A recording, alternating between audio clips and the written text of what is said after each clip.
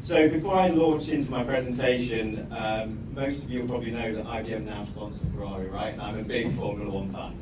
So hands up in the room who is a Formula One fan. Okay, not as many as I was hoping. How many are Ferrari fans? All IBMers should have their hands up right now. And just put a little attention in the room for our folks in SAP. How many are Mercedes fans? All right. So I'm going to break that mold, right? I'm a McLaren fan at heart. I'm an IBMer, but a McLaren fan at heart. And one of my idols is Ayrton Senna. Now, I picked this topic because this is my life, actually, right? So I go to a client, and the first thing they say to me is, I know data is complex, but it's just data. I want to know what's going to happen next. And so my idol tells me the most frustrating thing that I hear every day in my career. Now, why is it challenging? I think to the conversation earlier, actually it's challenging to different people within the organization. It depends on the business problem. When you look at data transformation in AI, depending on who you're talking to, whether it's the CEO who wants to do Gen AI, whether it's the CTO who's battling with integrations, whether it's a CDO who's constantly looking at data quality and wanting to prove that trustedness, whether it's CMO, how do I get all of this stuff together, because it's complicated, it's unstructured, it's over the place. If I'm a scientist, why am I spending so much time cleaning the data that should already be there that I can consume? And if I'm a business domain leader, how do I actually translate this data? How do I get it to my business, right?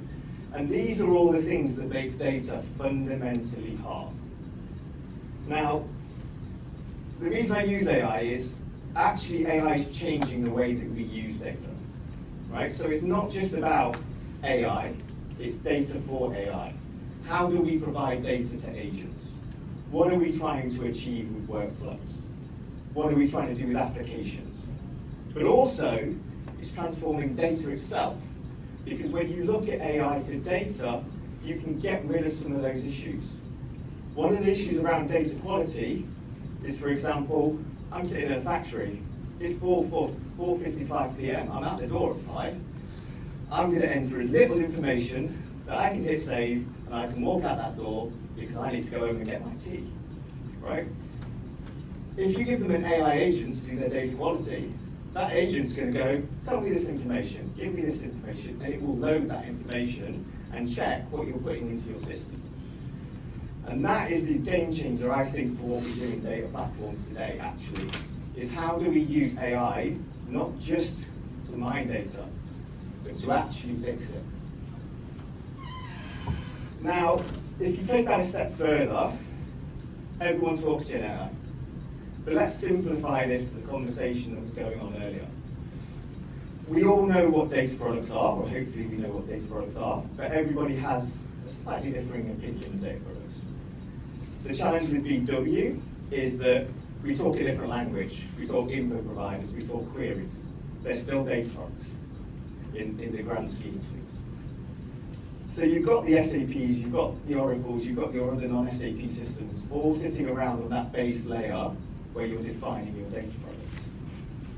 But actually you want to use the intelligent Gen AI applications like Joule, like foundational agents, to drive your automations within SAP, to drive that intelligence within the application. And you also want to look at that whole agentic story. It's not just SAP from an agentic perspective, it's everything. So where do you do that? The principle of earlier, right? Which technology do you choose for the best use case? It doesn't have to be an IBM one, it doesn't have to be an SAP one, it's about making it composable. The reason I say this is because actually when I go to customers, and they're all on their SAP journey, this bit here is what I see. Oh, we just use BW as a data extraction tool. Then how come I can find 13 different hundred interfaces, 300 different extracts coming out of BW and feeding a data lake? Oh, but I've got 10 applications. Well, why have you got 10 applications? I've got 100 different things that I've built over time. Actually, the S4 journey and what we do within the data landscape is an opportunity to get rid of a lot of the noise, right? this is a real life example I did with a CPG customer, where actually when we looked at all of those integrations, we can halve those. We can reduce it to 750 going into those sessions. Not only that, because it's BDC and we're changing to BDC, we can do the data without replication into a BW system. So we eliminate one layer instantaneously by using BDC. Now, it may be more cheaper to put it in an enterprise data platform. It may not be, depends on your use case. But if you want to store data and you want to store volumes of data, you can still do that in your enterprise data platforms. You can still consume that data, and you can still read from any GenAI tool using the language models you want to read any of these things. Because when it comes to 5 years, 10 years from now, people will just be engaging with the GenAI instance. It will be the tool itself, GenAI agent, will say, actually, I need to go to SAP for that. No, I need to go to Microsoft for that. And so the emotion of our love for a technology kind of gets destroyed, right? Because GenAI doesn't care whether we love Power BI or we love SAC. It's going to go, where can we get that from? How quick? Right, let's go. And so, for me, the answer to the landscape is composability, right? So, BTP and SAP is a good tool of choice for the semantic layer data that you have within SAP. And the reason for that is in ECC, there are over 470,000 tables. That's why we've got BW, right? We had to load that data, we had to get it talking to get data and value out of it. But that's 20-year-old technology.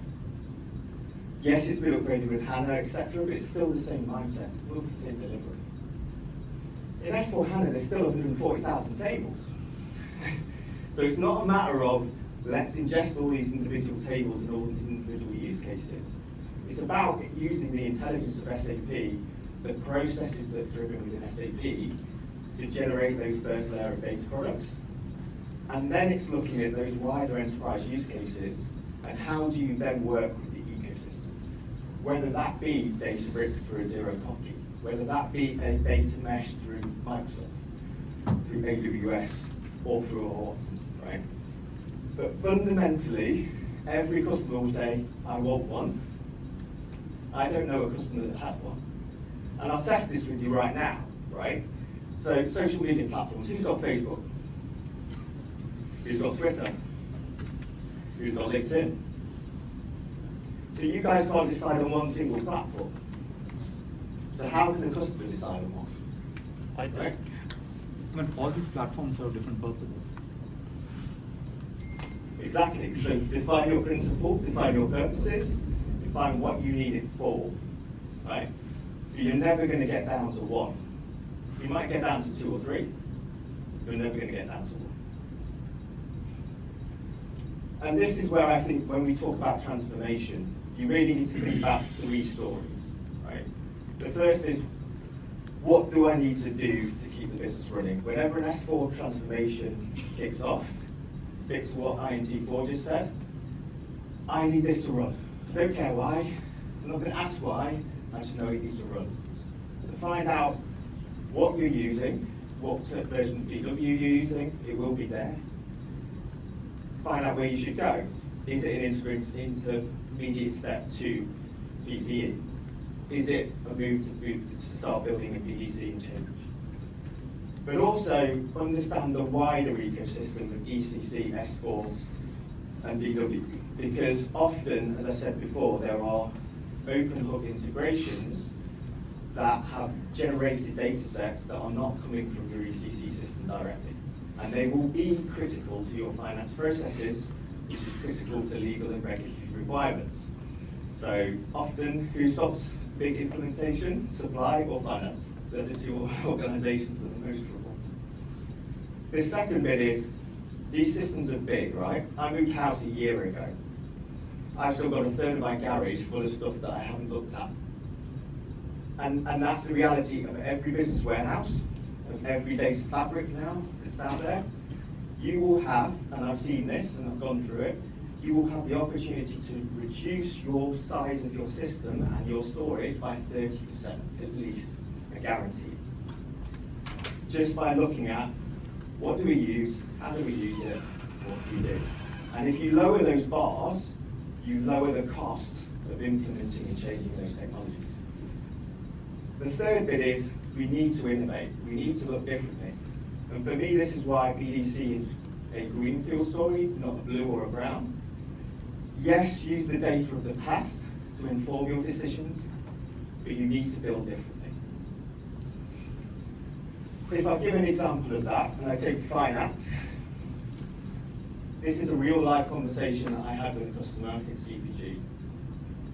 They bought S4HANA, they hadn't bought group reporting, they were just talking about it, they had an Oracle solution. They bought MDG, they wanted to do a hub, amazing, right, fantastic. And I've got this wonderful enterprise data platform and I just want to move everything there. So the answer I want is, how do I get rid of BW? And if I read between the lines, the answer is, can I get everything into my enterprise data platform? The reality is, actually when we had the conversation about BTP, credits, composability, RISE, it made sense for BTP to be there. And the core drivers for that were your management reporting, the critical things you do today, your strategic planning, which is coming in the future as part of the BDC piece, but what we do in BPC today, and your functional budget and forecasting, right? But fundamentally, you still need to blend that data with external data. And it needs to go bilaterally.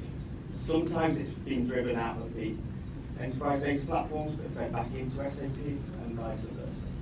And this, for me, is where Databricks comes in. I know that's the next session, but it's a really good opportunity to talk about how we integrate those things. There is also a piece around this area here. I've got MDG and Calibra as a partnership with BTP. But actually, with BTP, there's opportunities like to look at like simple MDG, like IBM's Enterprise Hub, which sits on top of BTP. So there are other things we can think about within these equations depending on what your journey is and how you deliver.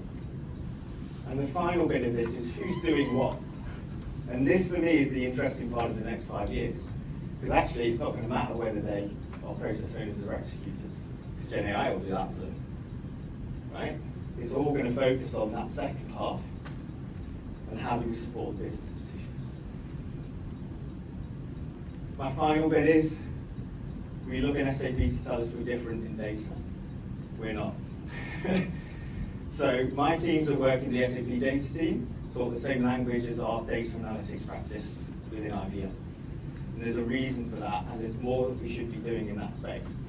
So when we talk about data governance, we should be talking about, well, what needs to exist to run the core, and what do we need from an analytical engine perspective. Don't just put it all together in one place, because then you reduce the agility. If you look at data analysts, how do they reuse stuff? How do we educate them about what's there? If you look at engineers, how do we streamline pipelines? If you look at, say, data scientists, how do they leverage that SAP data equipment? Now, the answer to that is driving everyone towards an enterprise catalog, but as SAP showed in the architecture slides earlier, that means replicating different things through the SAP BDC data catalogs, Databricks, Unity. The important thing is you need to choose. Where's your single version of the world that you see, and how do you make sure your integration technologies are talking the same language? The final little piece on this is where we can help as IBM is twofold. So we have a number of capabilities for accelerators that allow us to look at BW, look at what's there today, look at what queries are there, and propose CDS views, which ultimately are the base of your data products. So as SAP said, there are custom data products, there are standard data products. We can help you with those custom data products. Not only that, if you look at it from the enterprise lens, you can then use other technologies, other things within here. And I'm going to pick one of these, which is the data migration systems. It's particularly powerful, and I know I haven't got long. The data migration system mines a BW system. It looks at it from a graphical perspective and it tells you what's actually there. We had a customer who argued with us that what was in their documentation on their system was correct. When we went through with data migration system, we told them it was working differently. After many arguments, they happened to realise it was working differently to how they defined it. And if you look at the amount of time you can save by using these tools, and this was a real life example where the client wanted to test a manual process to their existing automation process to the DMA. And across that piece, we can save anywhere between 40 to 80% of different processes by just using these tools to define future state of the enterprise data. I'm going to use one more slide. It's been taken out, I think, actually. Missing. Maybe I didn't put it in this morning. There was one more slide on this that talked a little bit about the technologies. This DMA is built on OpenAI technologies. It allows you to define what your Databricks or Snowflake ecosystems look like using DBT and you're looking at all sorts of legacy systems, so not even just BW. So again, if you've got a client that's moving to S4HANA to another system, it can look at Teradata, it can look at various other systems out there and propose future state architectures. That's the main things I wanted to go through with the presentation. I guess I don't know if we've got time for any questions, but yeah, one quick question. So we have fully product catalogs and we have the Databricks provided catalogs, and now BDC catalogs. Can we assume BDC catalogs as a unified cataloging plus single pane of glass for all other catalogs? So I think this is partly, again, use case wise. The Databricks guys will probably talk a little bit about the integration between SAP, BDC and Databricks, but yes, and then Calibra can be used more for some other cases around data lineage and stuff as well. But again, it's having that clear mindset as enterprise architects. What is our single version of the truth? What integrations do we need to make that work? Right? That's our challenge in terms. At the end of the day, we need a single pane of glass. We cannot give up different portals. The business doesn't care, right? If you give them two different answers, they won't trust the data. Exactly.